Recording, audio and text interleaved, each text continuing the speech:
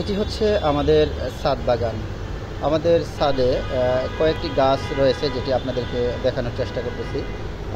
আমাদের এখানে যেটি রয়েছে সেটি হচ্ছে যে পাতাবাহারের যেটা গাছ, পাতাবাহারের দুটি গাছ রয়েছে। অনেক সুন্দর অ্যাকচুয়ালি।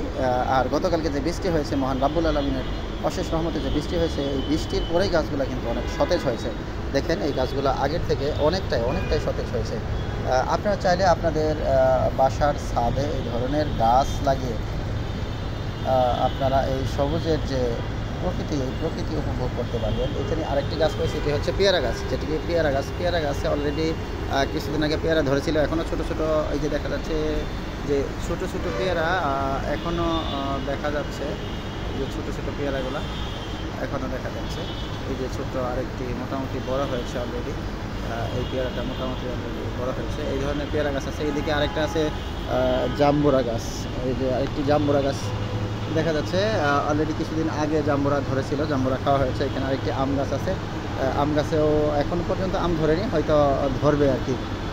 এই আর কি সব মিলে আপনারা যদি চান তাহলে আপনাদের যে ছাদ রয়েছে সেই ছাদ ফাঁকা ফেলে না রেখে বর্তমান যে সিচুয়েশন, বিশ্বের যে সিচুয়েশন, আসলে গাছগাছালি কেটে সাবার করা হচ্ছে।